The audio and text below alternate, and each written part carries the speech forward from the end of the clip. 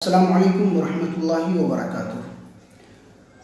Lock down چل رہا ہے اور اب ایسی صورتحال میں مسلمان الوداع جمعے کی نماز کیسے پڑھیں، کیونکہ مسجدوں میں 4-5 آدمیوں سے زیادہ جمع ہونا منع ہے۔ تو اب یہ مسئلہ پیش ہے کہ الوداع جمعے کی نماز مسلمان کیسے ادا کریں۔ تو آئیے آج اسی مسئلے کو ہم کلیئر کرتے ہیں۔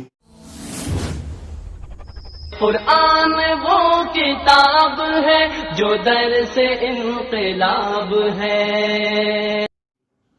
سب سے پہلی بات یہ ہے کہ الوداع جمعہ کیا ہے۔ تو یہ بات ہمیں سمجھنی ہوگی کہ جس طرح اور جمعے ہیں رمضان مبارک کے، اسی طرح الوداع جمعہ بھی ہے۔ یعنی اس کی خاص کوئی فضیلت نہیں ہے کہ کہیں حدیث کے اندر یا قرآن کے اندر اس کی کوئی خاص فضیلت آئی ہو، ایسی نہیں ہے، بلکہ جس طرح رمضان مبارک کے اور جمعے ہیں اس کی جو فضیلت ہے وہی فضیلت اس جمعے کی بھی ہے۔ تو جس طرح رمضان مبارک کے اور جمعے ہم نے سادگی کے ساتھ ادا کیے ہیں، اسی طرح اس جمعے کو بھی ہم ادا کریں گے۔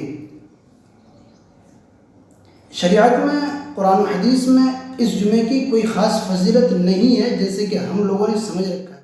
دوسری بات یہ ہے کہ عوام میں یہ مشہور ہے کہ جب الوداع جمعہ ہو تو اس میں ایک الگ سے خطبہ پڑھا جاتا ہے، یعنی جس میں الوداع و یا شہر رمضان یا الفراق و یا شہر رمضان، اس طرح کے جو الفاظ ہوں ایسا خطبہ ہونی چاہیے۔ یہ بھی لوگوں میں غلط ہے۔ جس طرح ہم اور جمعے میں خطبہ پڑھتے ہیں اسی طرح اس جمعے میں بھی ہم خطبہ پڑھیں۔ اس جمعے کے لیے کوئی الگ سے خطبہ ہو ایسا نہیں ہے۔ اور اس خطبے کے بارے میں یہ سمجھنا ہے کہ اگر ہم یہ خطبہ نہ پڑھیں تو جمعہ ہی ادا نہیں ہوگا، اور اس کو ضروری سمجھ لینا، تو علماء کرام نے اس کو بدعت لکھا ہے۔ تو آئی ہوپ کہ یہ مسئلہ آپ کو کلیئر ہو گیا ہوگا۔